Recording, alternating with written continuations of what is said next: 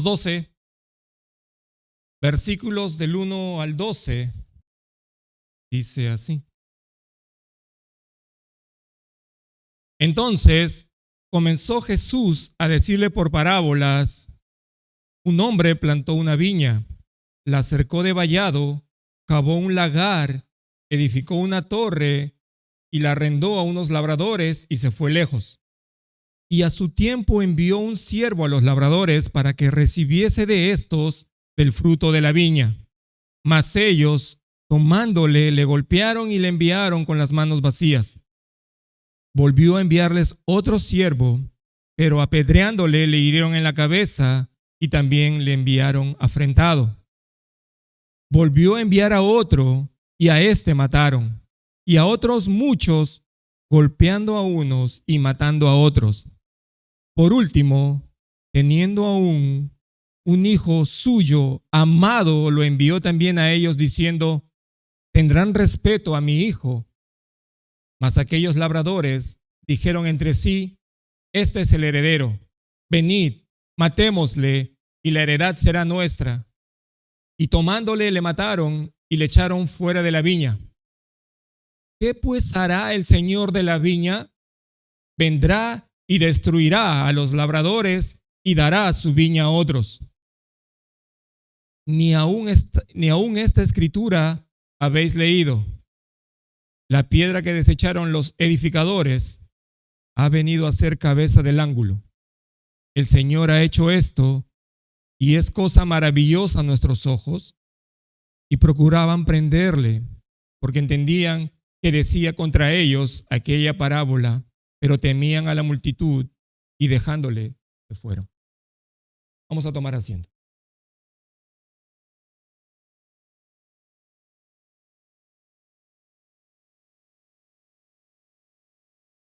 Uno de los atributos de Dios en el que menos estamos conscientes o quizás nunca ni siquiera lo hemos escuchado es acerca de su longanimidad. Este atributo nos habla de su larga paciencia, su largo ánimo. Eso es lo que literalmente quiere decir, un largo ánimo. Es aquel atributo con el cual Dios, a pesar del pecado del hombre, a pesar de tu pecado, a pesar de mi pecado, aún trata con nosotros pacientemente. Esto lo vemos claramente en la vida de Israel en el Antiguo Testamento.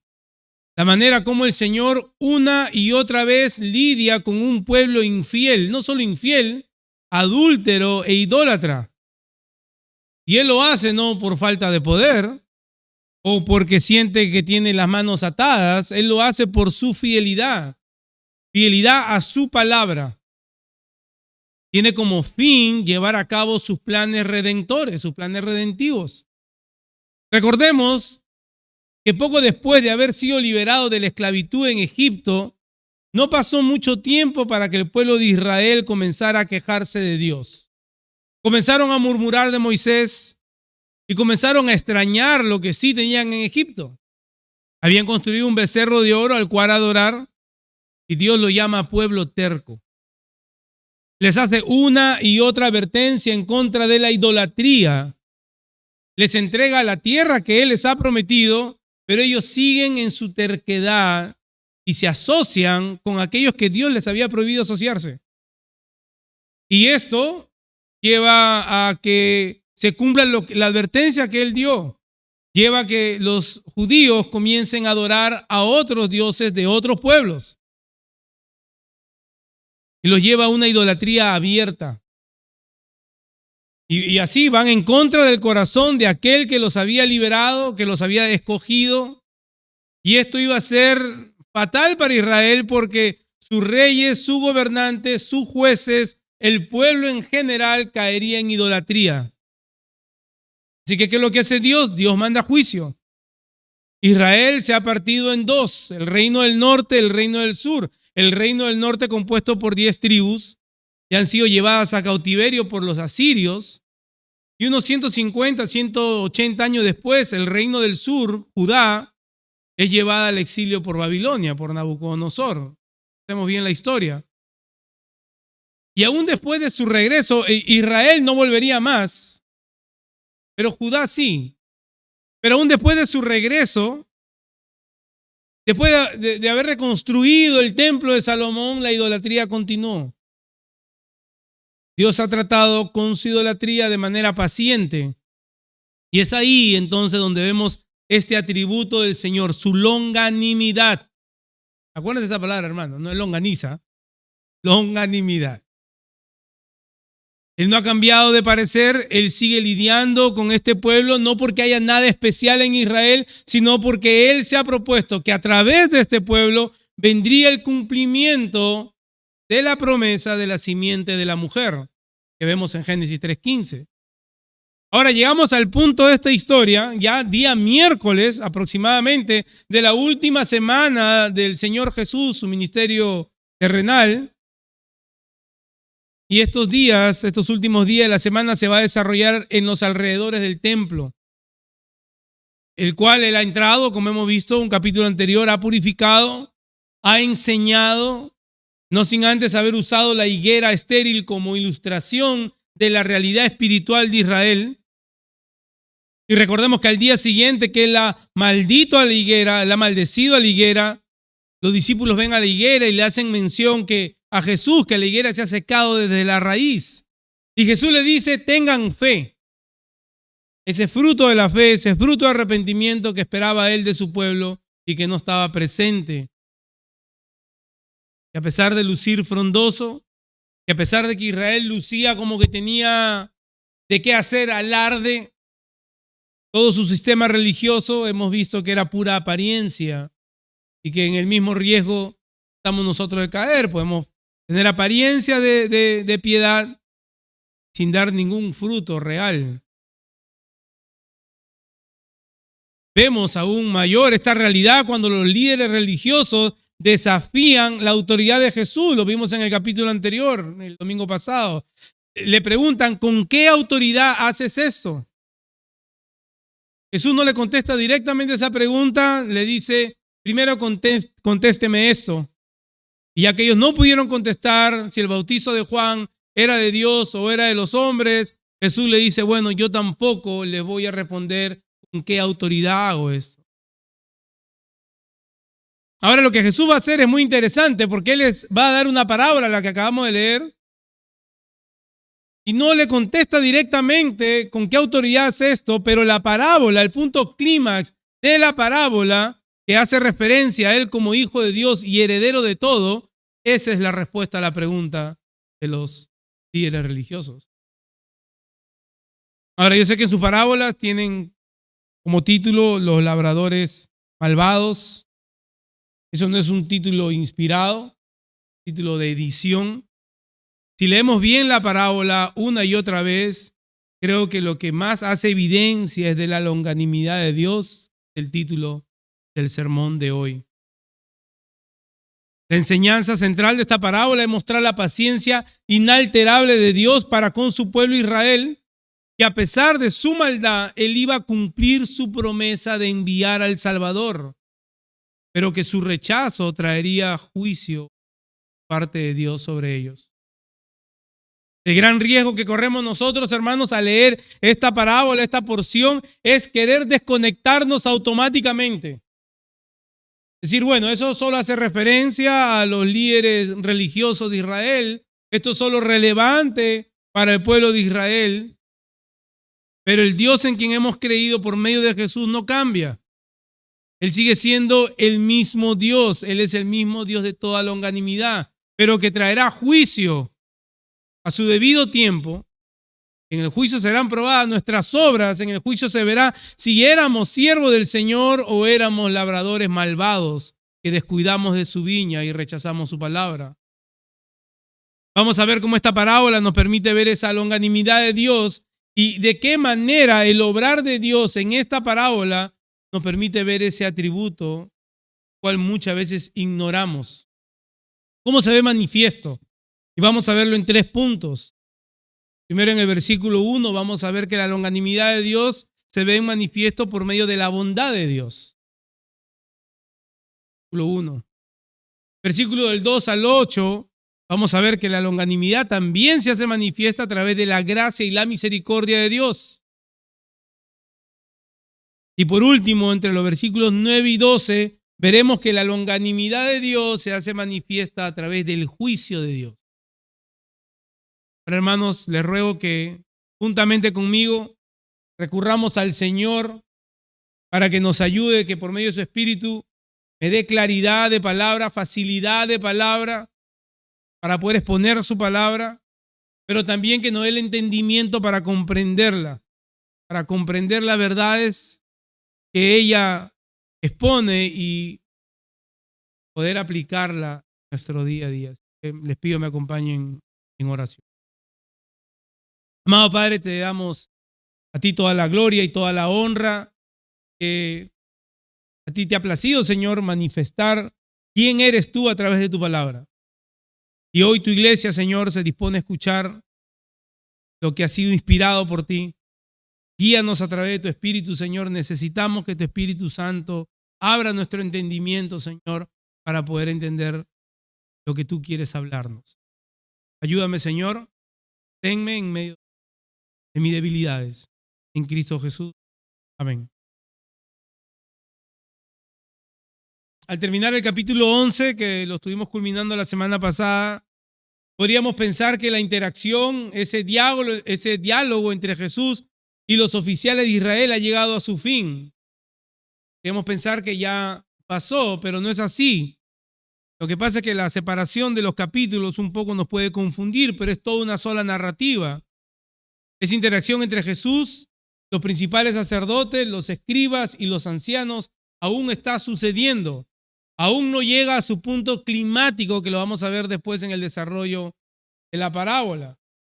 Por tanto, el ambiente sigue siendo el templo. Es el ambiente. Esta conversación que ha empezado a manera de interrogatorio por parte de los oficiales de Israel, aún se lleva a cabo en las instalaciones del templo.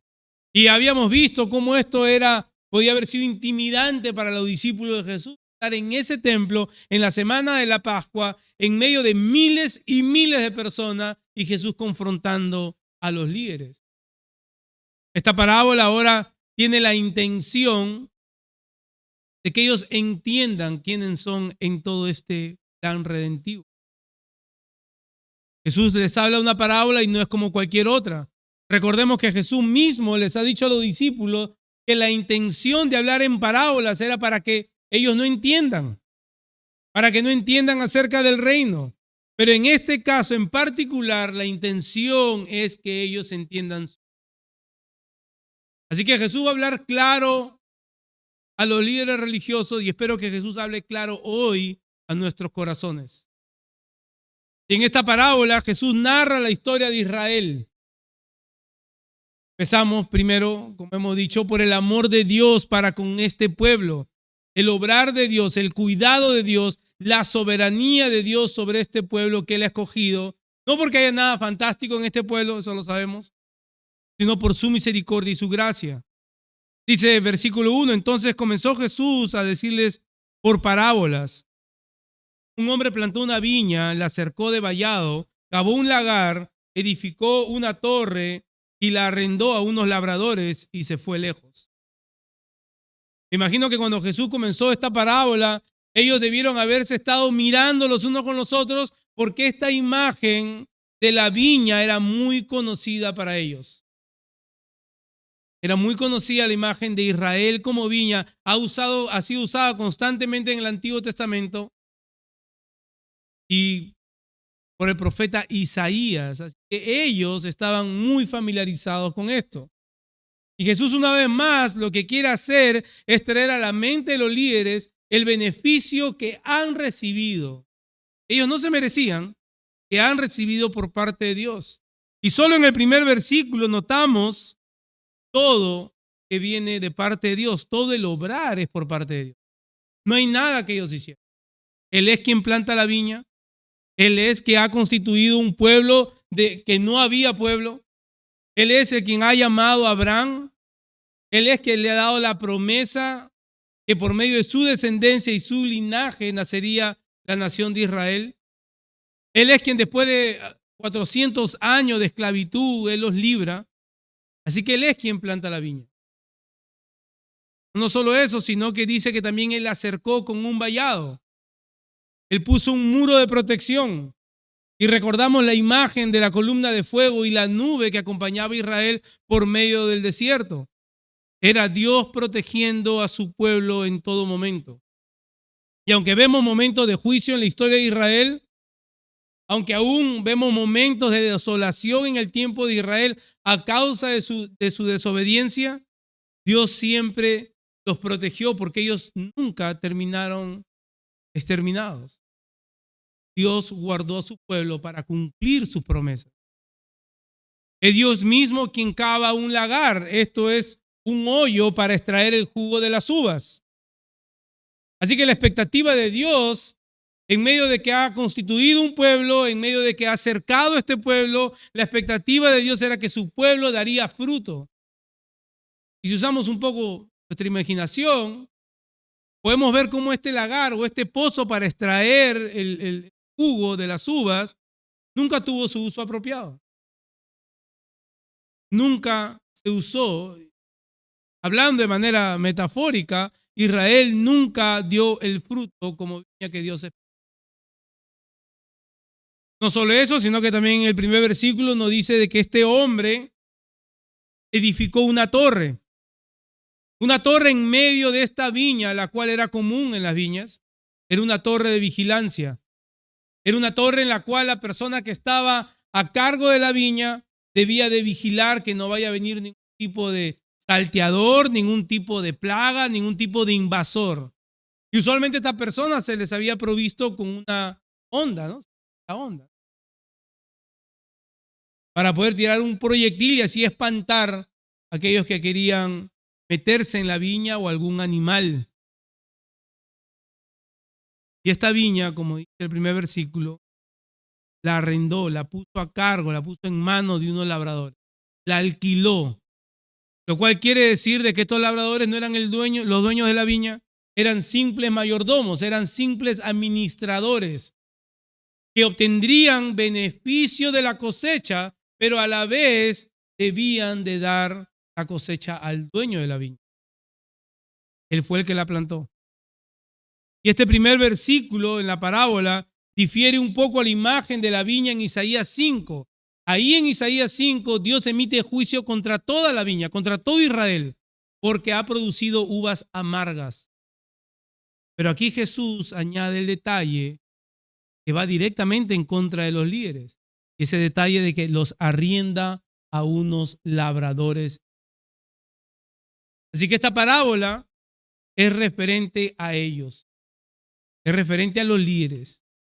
Ahora, una vez más, tenemos que entender que el propósito de una parábola, hermanos, no es que tratemos de descifrar cada detalle en la parábola. El propósito de la parábola es darnos una lección en particular, una lección objetiva. Porque la parábola dice, y se fue lejos, y podemos pensar de que Dios se fue lejos. Que Dios es un Dios lejano, y sabemos que no es así. Dios no es un Dios lejano. Él nunca ha estado alejado de su pueblo. Dios. Así que el punto que Jesús quiere mostrar es cómo estos labradores no han hecho absolutamente nada, sino que el esfuerzo ha sido de Dios mismo.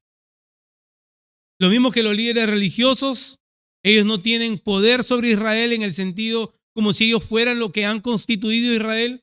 Ellos tenían una autoridad delegada para dirigir a Israel, para permanecer fieles a la palabra del Señor. Ese era el deber de los líderes religiosos, instruir a Israel en las promesas de Dios, para que aguarden con corazón abierto al Mesías que había de venir. Debían recordar todos los favores que han recibido inmerecidamente por parte del Señor a través de la celebración de las fiestas y los sacrificios en el templo que tendrían su consumación máxima en Cristo.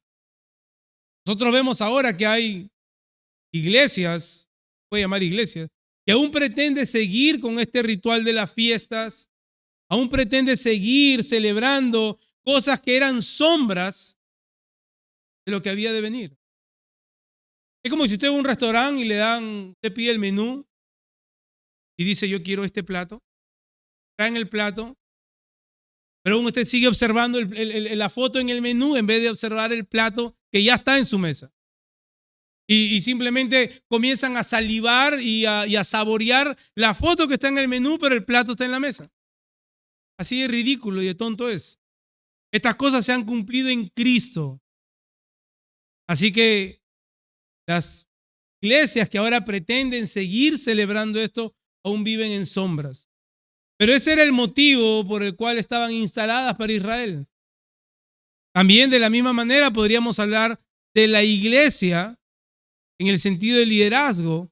Pedro en su primera carta, capítulo 5, dando instrucción a los ancianos, les dice que pastoreen de buen ánimo la iglesia.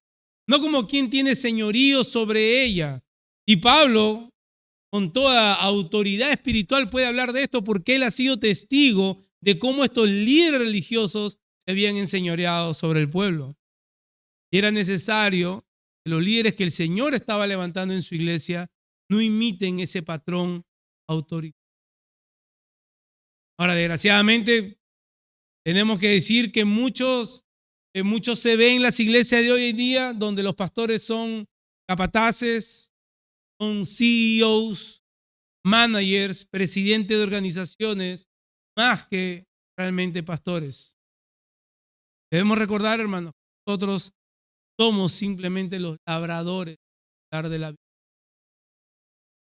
Nosotros no somos quienes ha constituido la viña, es Él.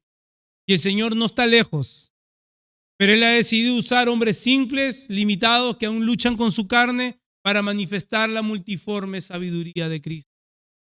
Ahora, también el primer versículo nos deja ver de manera general que ese mismo amor de Dios, ese mismo cuidado de Dios, todos los que estamos aquí presentes lo gozamos. No hay ninguno aquí, ninguno, que pueda decir que Dios no es el autor de su vida, que Dios no es quien provee para su vida y que Dios no es quien guarda su vida hasta el día de hoy. No hay quien pueda decir eso. Lo puede decir si no crees en Dios, pero estarías alejado de la verdad. Y más nosotros como cristianos, hermanos, debemos reconocer esta gran verdad, que el amor de Dios lo vemos porque nos llamó cuando no teníamos vida. Que todos los beneficios que vemos en la parábola de manera alegórica se cumplen en la vida de su iglesia. Él es quien guarda su iglesia, Él es quien cuida su iglesia, Él es que ha lavado a su iglesia por medio del lavamiento de su palabra. Él es quien presenta a la iglesia a sí mismo como una iglesia perfecta, sin mancha, sin arruga. Y Pablo dice que la iglesia ha sido bendecida con toda bendición espiritual en los lugares celestiales juntamente con Cristo. Así que todos estos beneficios que vemos solo en este primer versículo, ahora quizás en este punto de la parábola los líderes están expectantes de ver qué es lo que viene después. Ellos están entendiendo que los labradores son ellos. Y sabemos que es así porque al final de la parábola se nos dice que ellos entendían que la parábola era acerca de ellos. Y quizás hasta ese momento ellos piensan que algo bueno se va a decir acerca de su trabajo, acerca de su religiosidad, pero están muy alejados de la verdad. Miren el versículo 2. Y a su tiempo envió un siervo a los labradores para que recibiese de estos el fruto de la viña. Ahora, como es de esperarse, después de un tiempo prudente, el dueño de esta viña manda a su siervo para recoger del fruto que esperaba, para poder colectar lo cual se esperaba naturalmente de aquella viña. Vemos que esto mismo sucede en Isaías 5, en donde el dueño de la viña esperaba que produjera uvas buenas, pero solo produce uvas silvestres, uvas amargas, no se podían comer. Así que en Isaías 5 vemos cómo además el juicio es en contra de la nación completa de Israel, el cual está a punto de ser llevada al cautiverio. Pero aquí Jesús señala la maldad de estos labradores, estos agricultores, son ellos mismos. Versículo 3 dice, mas ellos tomándole le golpearon y le enviaron con las manos vacías. Ante este hecho, cualquier hombre hubiera desalojado inmediatamente a los labradores. Ante este hecho, haber mandado un siervo, cualquier dueño de la viña hubiera ido con cientos de hombres hubieran sacado a estos labradores que eran malvados. Pero como hemos dicho, el objetivo de la parábola es mostrar la longanimidad de Dios, que se ve reflejadamente primeramente en su cuidado, en su amor, pero ahora del versículo 2 en adelante hasta el 8, por su. Porque nada más, hermano, puede explicar el hecho de que este hombre, dueño de la viña, no toma medidas severas de inmediato. Nada más puede explicar que una larga paciencia, insistente paciencia, nada más puede explicar el hecho que este hombre no decide desalojar a estos hombres. Vemos cómo la maldad también de los agricultores va de manera ascendente, porque primero golpean al primer siervo, dice, y lo regresan con las manos vacías. Pero el segundo que fue enviado, versículo 4, dice, volvió a enviarles otro siervo, pero apedreándole le hirieron la cabeza y también le enviaron herido, afrentado. Lo agarraron a piedrones, lo mandaron de vuelta ensangrentado. Al primero lo golpearon, pero a este segundo lo mandan con la cabeza herida. Así lo mandan al dueño de la viña. Ahora podríamos decir, bueno, creo que este dueño ahora sí tiene que ir con un ejército y sacar a esta gente. Esta gente merece la muerte. Pero nos damos la sorpresa de la insistente paciencia de Dios al ver la actitud del dueño de la viña, que aún envía a uno más, y a este lo mataron. Volvió a enviar a otro y a este mataron, dice. Nosotros contamos las víctimas, la parábola, y diríamos que fueron 3, pero al final el versículo 5 nos deja claro que golpearon a unos y mataron a muchos otros. Una y otra vez, Dios ha mandado mensajeros, profetas, ha levantado personas que denuncien el pecado de Israel y ellos una y otra vez lo han rechazado. Dios en su misericordia, Dios en su gracia, en su fidelidad para con su pacto que había hecho con Israel, ha levantado profetas y mensajeros para que ellos se arrepientan de su pecado. Pero una y otra vez ellos escogían. El fruto que esperaba Dios de su viña a enviar a sus siervos era el arrepentimiento, y este fruto nunca se vio en el pueblo de Israel. Hebreos 11, en donde encontramos la lista de lo que consideramos los héroes de la fe, en el versículo 35 nos habla de aquellos que fueron asesinados por Israel mismo. Muchos fueron torturados, dice, al no negar su fe. Otros experimentaron insultos, azotes, cadenas, prisiones. Otros fueron apedreados, otros fueron aserrados por la mitad, muertos a espada, anduvieron de aquí para allá, cubiertos con pieles de ovejas y de cabras, destituidos, afligidos, maltratados, de los cuales el mundo no era digno. Errantes, dice, por los desiertos, las montañas, por las cuevas y las cavernas. Esos son aquellos siervos que Dios ha levantado. Y al llevar el mensaje de Dios, hablando de la severidad del castigo que había de venir, hablando del juicio venidero y del ofrecimiento del arrepentimiento, fueron golpeados, fueron asesinados. El último de ellos, Juan Bautista. Ahora, el común denominador de todo esto, los líderes religiosos. Nos podríamos extender mucho en la historia de Israel, pero basta con leer, y les recomiendo que lean la primera y segunda de Crónicas, primera, segunda de Reyes, basta con leer Jueces, en donde cada uno hacía como bien le parecía. El arrepentimiento genuino nunca llegó a Israel, nunca lo manifestaron. Vamos a ver cómo el pueblo, guiado por sus líderes, continuamente iban tras su idolatría. Dios levantaba hombre tras hombre, pero su mensaje era rechazado. Nos muestra claramente también la inhabilidad del hombre por sí mismo de arrepentirse, porque ama su pecado. Hermano, nosotros vemos la historia de Israel y no podríamos pensar por ningún momento que este pueblo habría podido llegar a alcanzar la salvación si el Hijo no era enviado.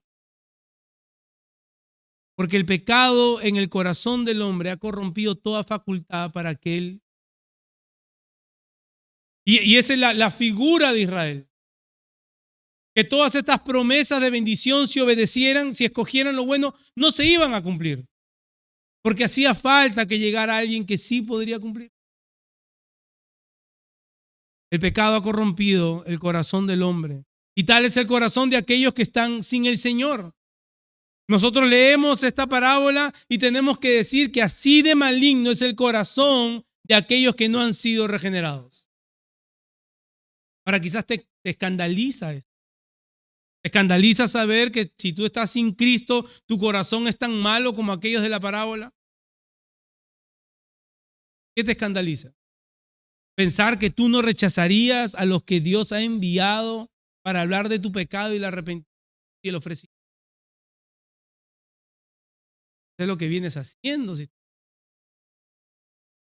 El mismo autor de Hebreos dice que Dios, habiendo hablado en otro tiempo por medio de profetas, sueños y visiones, ¿cuál quiere decir que Dios ya no habla así?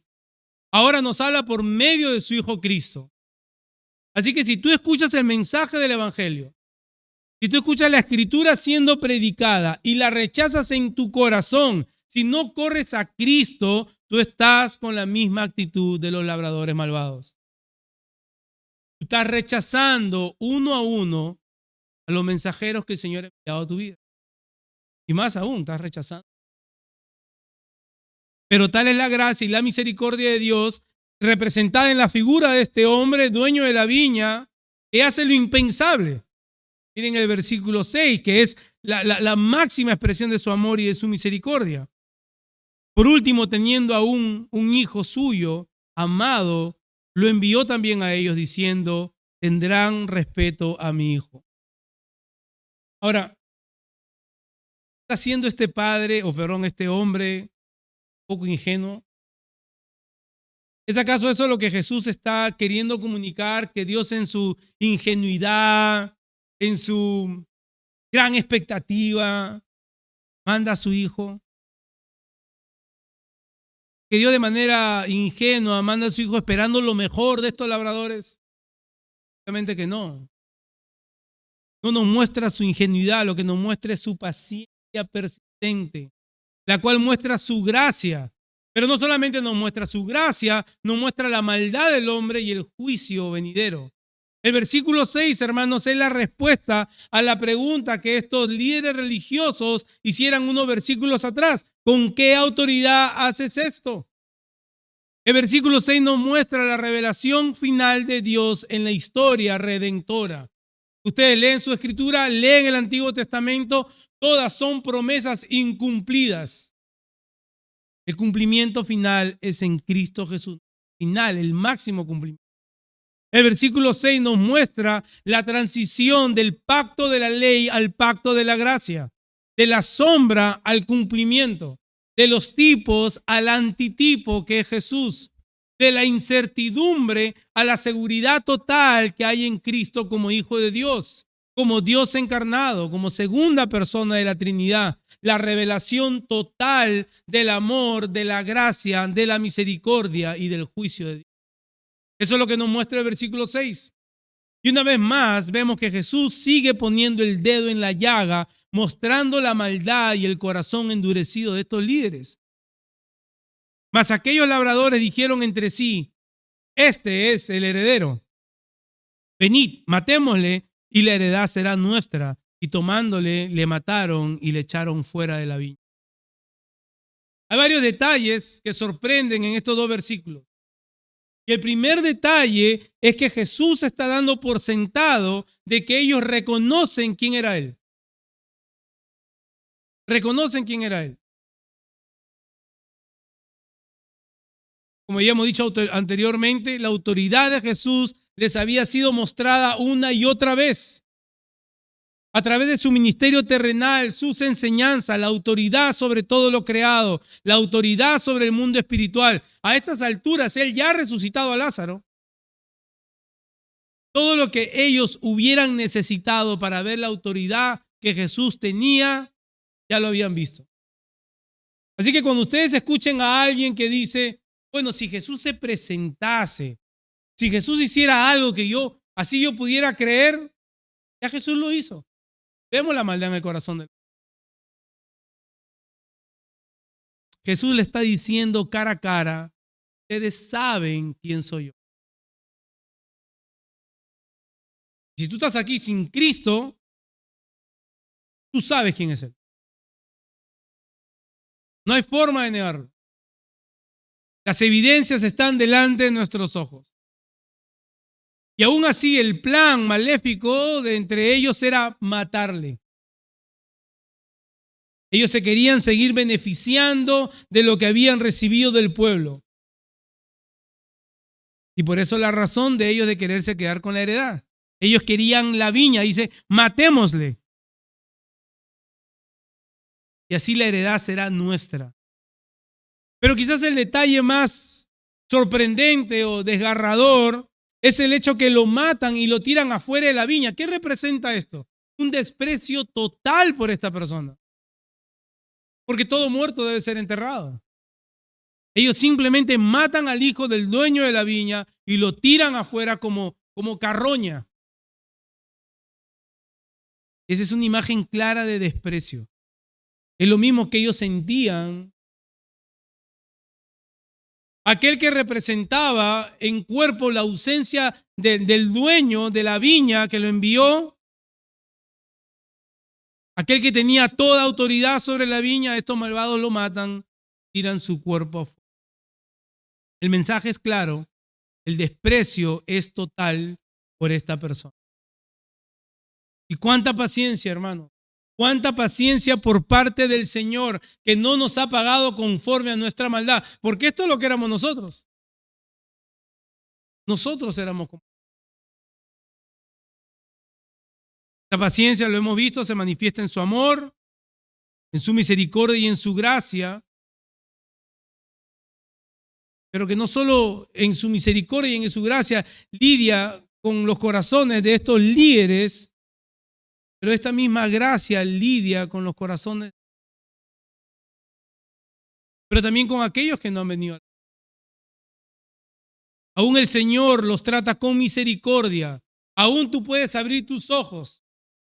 Aún tú puedes respirar. Aún tu corazón late. Y eso es por misericordia. Y por la gracia común del Señor. Aún tienes un plato de comida. Aún no te falta nada. Es la gracia que el Señor tiene para con su creación. Y en nuestra propia vida como hijos de Él. Porque si bien no estamos en ese estado de rebeldía abierta como antes sí, bien podemos tomar actitudes de rechazo a lo que la palabra del Señor nos dice lo que tenemos que hacer. Siempre sacamos una excusa. Siempre hay una justificación. Y me ha pasado muchas veces aconsejando, pero primeramente hablando conmigo mismo. Siempre hay un pero. Mira, la Escritura dice esto y dice, sí, pero yo sé lo que la Escritura dice, yo sé que los siervos del Señor han escrito, pero definitivamente lo que yo quiero hacer es esto.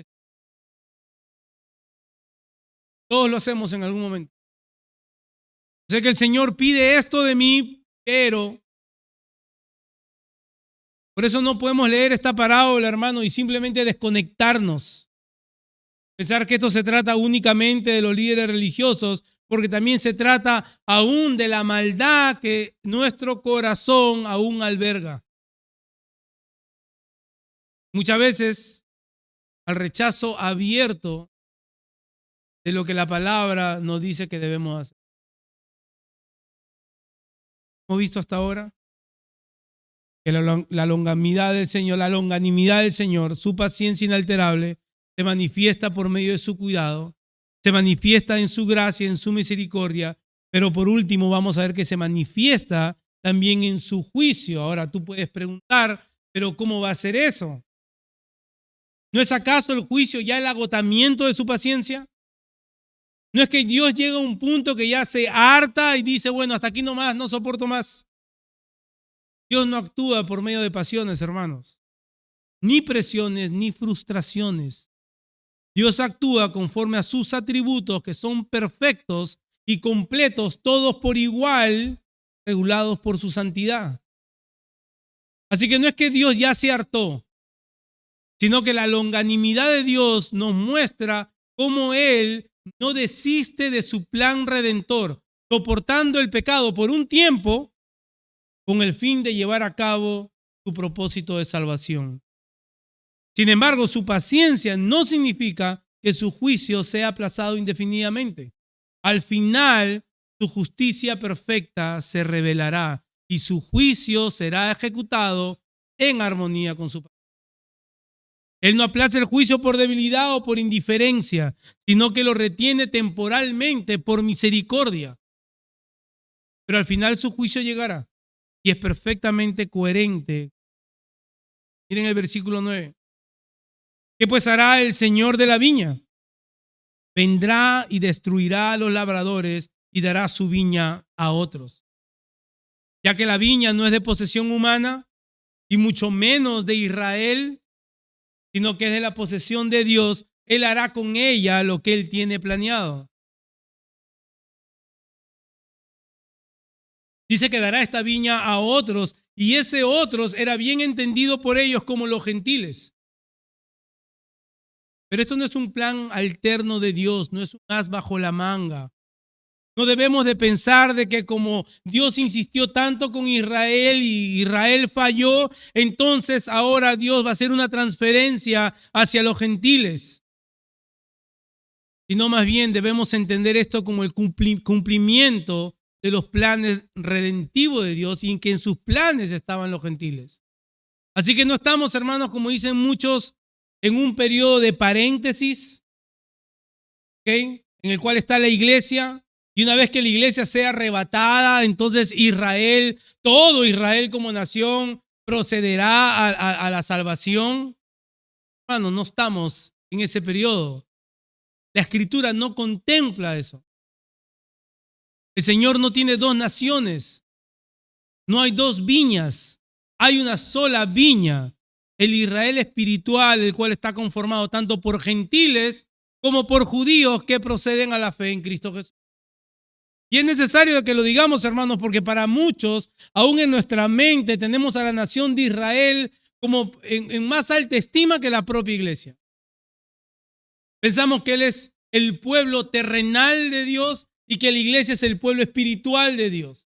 Que ellos reinarán físicamente en la tierra y nosotros estaremos en el cielo. Y eso es simplemente separar dos pueblos de los cuales son uno solo. No existe tal dicotomía, no existe tal separación. Ahora, el Señor concluye esta parábola citando dos textos del Salmo 118. Y más adelante vamos a ver que este mismo salmo es citada en varias partes del Nuevo Testamento para explicar el rechazo de los judíos hacia Jesús. Dice, ni aún esta escritura habéis leído, la piedra que desecharon los edificadores ha venido a ser cabeza del ángulo. El Señor ha hecho esto y es cosa maravillosa ante vuestros ojos. Esto nos deja ver claramente, hermanos, que el rechazo por parte del pueblo judío no solamente Dios lo conocía de antemano, sino que es parte de su providencia, la cual Él la iba a usar para su propia gloria. Y esto debe ser maravilloso ante nosotros. Nos maravilla ver cómo la parábola, o cómo en la parábola Cristo mismo también describe el sufrimiento que Él iba a pasar, la muerte que le esperaba a mano de aquellos que eran líderes, responsables espirituales de su pueblo. Él es el siervo sufriente del Señor. Él es el Mesías esperado, pero que debía dar su vida por rescate de muchos. La respuesta de estos hombres sigue siendo la misma y una y otra vez. Procuraban prenderle, dice el versículo 12, porque entendían que decía contra ellos aquella parábola. Pero temían a la multitud y dejándole se fueron. Ellos entendieron que Jesús estaba hablando de ellos. Una vez más, su cobardía se hace evidente, que temían mucho a la gente. Se fueron de aquel lugar y a pesar de verse en la parábola como estos labradores, estos agricultores malvados, su corazón, aún endurecido, los lleva a rechazar al Hijo de Dios. Su rechazo fue abierto. Ellos seguían planificando cómo matarle, lo cual llegaría a su final unos días después. Como hemos visto, la paciencia de Dios y su juicio van de la mano. Una no niega a la otra. Por el contrario, su paciencia nos deja ver cómo Él va a cumplir sus propósitos. En la parábola, no solamente los líderes religiosos son los que abiertamente rechazan al Mesías, nosotros éramos como pecadores. Nosotros éramos aquellos que rechazaban al Hijo de Dios abiertamente con nuestras actitudes, viviendo vidas centradas en nosotros mismos, como dice Pablo en Efesios, viviendo para los placeres de nuestra carne. Y aún así, el Hijo de Dios decide morir por un grupo de malvados, que solo que éramos, hermanos, malvados, para rescatarnos, no solo de la ira venidera, pero para otorgarnos un lugar en gloria, para librarnos del dominio del pecado. Y en el día de la consumación total, liberarnos de la presencia total. No descuidemos, hermanos, es el llamado de atención a la iglesia. No descuidemos aquello que el Señor nos ha dado a cuidar. Nos ha dado a cuidar de su iglesia. Nos ha dado a cuidar de predicar el evangelio fielmente, de predicar a Cristo y a este resucitado. Que no descuidemos nuestra santidad. No vaya a ser, hermanos, que la dureza de nuestro corazón ante la corrección bíblica más adelante dé evidencias de que no éramos del Señor y quedemos descalificados. Déjeme concluir con lo que Lucas dice en su pasaje paralelo, capítulo 20, versículo 18. Todo el que caiga sobre esta piedra quedará despedazado, hablando de la misma parábola. Y si ella cae sobre alguien, lo hará polvo. Esta piedra que es rechazada por muchos, que ha pasado a ser la piedra angular, aquella piedra que ha sido rechazada por los constructores, pero ahora es la piedra principal, traerá juicio ante aquellos que abiertamente lo rechazan. Traerá juicio para todos aquellos que abiertamente rechazan el nombre de Cristo. Y el juicio será como un juicio nunca antes visto. En ninguna de las páginas de la Escritura del Antiguo Testamento podríamos ver tal juicio que llega el día. El juicio será terrible. La palabra dice, cosa terrible es caer en manos de un Dios vivo. Pero el día de hoy, la voz de Cristo llama a los suyos diciendo, vengan a mí todos los que están cansados y trabajados, y yo los haré descansar. Y la pregunta es, ¿irás adelante? La pregunta es si después de haber escuchado esta parábola, si después de haber escuchado esta historia de aquellos que rechazan abiertamente a Cristo y de la maldad de sus corazones al punto de rechazar al mismo Hijo de Dios, si al ver tu corazón en esa condición, hoy irás a Él, que ha muerto por pecadores como tú, por pecadores como yo. ¿Huirás del juicio venidero? ¿Correrás a Cristo arrepentido por tus pecados y poniendo tu fe en Él? Que hoy sea día de salvación. Oremos. Amado Padre, te damos gracias, Señor, porque vemos tu obra llevada a cabo, Señor, que tú pacientemente has lidiado con nosotros, con nuestro pecado. Sigues lidiando, Señor, con aquellos que te rechazan abiertamente. Sigues lidiando, Señor, en tu gracia común. Señor, porque llegará el cumplimiento final de todas las cosas.